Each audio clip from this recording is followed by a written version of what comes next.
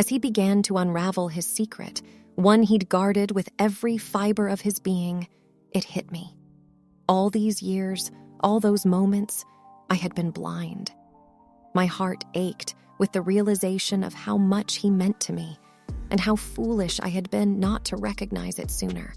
The weight of regret pressed heavily on my chest. "Dean, I faltered. I never realized." His fingers tightened around mine, offering solace.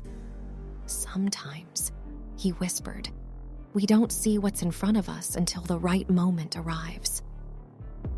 I leaned in, the scent of his cologne enveloping me, the world narrowing to just us two. I would give anything to turn back time, to see clearly from the start. But in that instant, one thing was certain. I was irrevocably in love with Dean. My name is Elle, and this is my story. I'd never been one to believe in fate, destiny, or any kind of predetermined paths.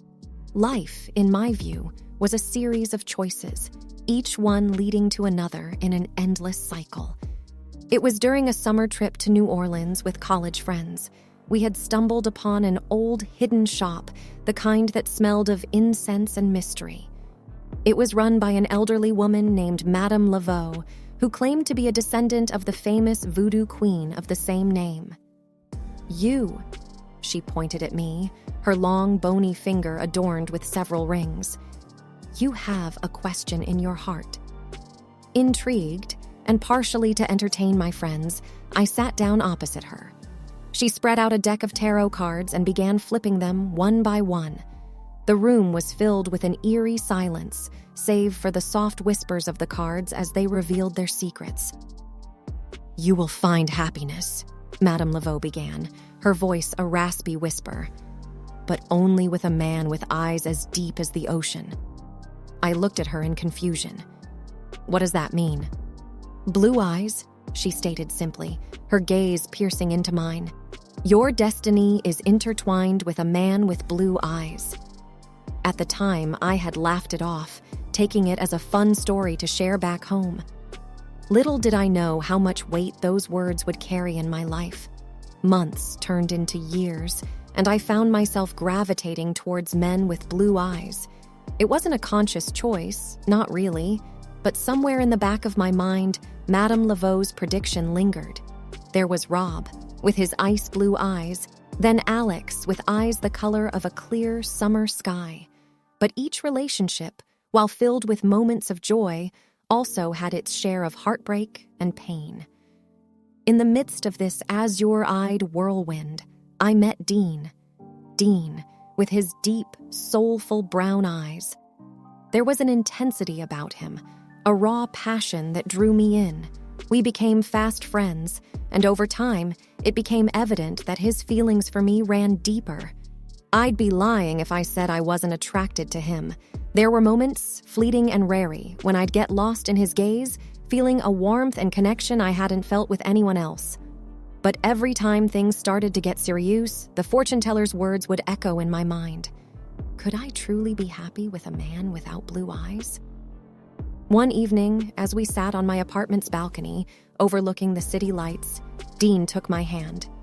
"Elle," he began, his voice shaky, "I love you." The weight of those words, the emotion behind them, made my heart race. I wanted to say it back, to let myself be loved and to love in return. But the memory of the prophecy held me back. "Dean," I began, tears forming in my eyes, "I care about you deeply, but I can't be with you." He looked at me, confusion evident in his eyes. "Is it because of my eyes?" I was taken aback. How did he know? He chuckled bitterly. "I've seen the way you look at men with blue eyes. There's a longing there, a depth, that I've never seen when you look at me." It broke my heart to hear him say that. I tried to explain, to tell him about Madame Laveau and her prophecy. But the more I spoke, the more absurd it sounded, even to my own ears. We ended the night in silence, each lost in our own world of thoughts and emotions. A few days later, Dean moved out of the city, leaving behind only a note. "Find your happiness, Ella, wherever and with whomever it may be." The guilt and regret weighed heavily on me. I had let go of a love that was real, tangible, for a prophecy that might never come true.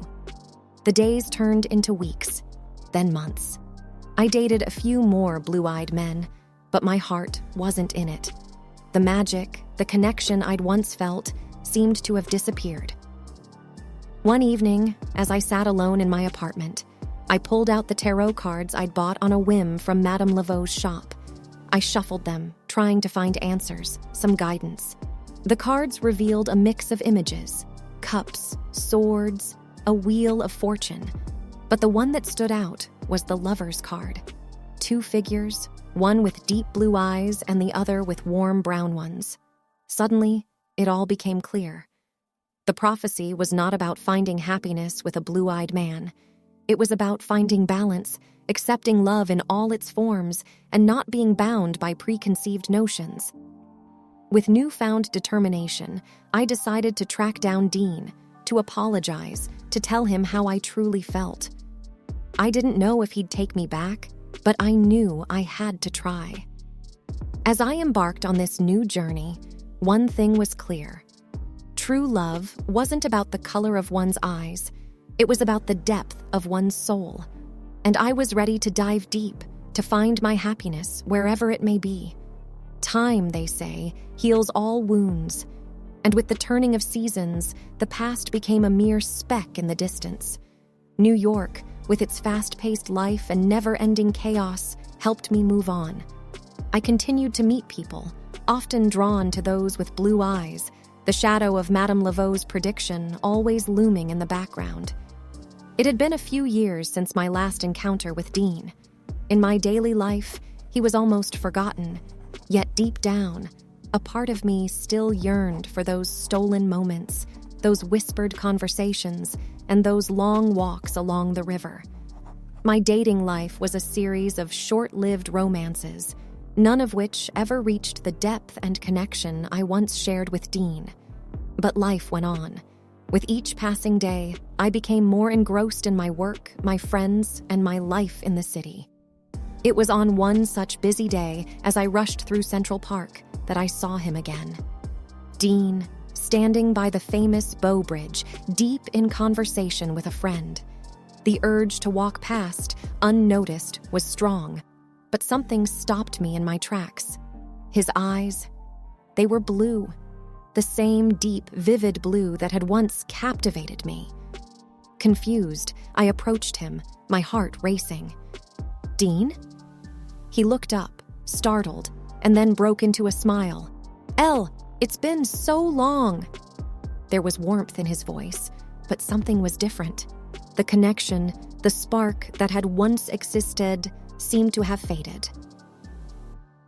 I couldn't help but ask, "Your eyes, weren't they—" Dean laughed, a hint of embarrassment in his voice. "I wore colored lenses. I always hated the color of my eyes, thought they made me look plain. But recently, I've started to embrace my natural self." The revelation was shocking. The man I had loved, the man whose eyes had once haunted my dreams, had been hiding his true self all along. Suddenly, memories flooded back.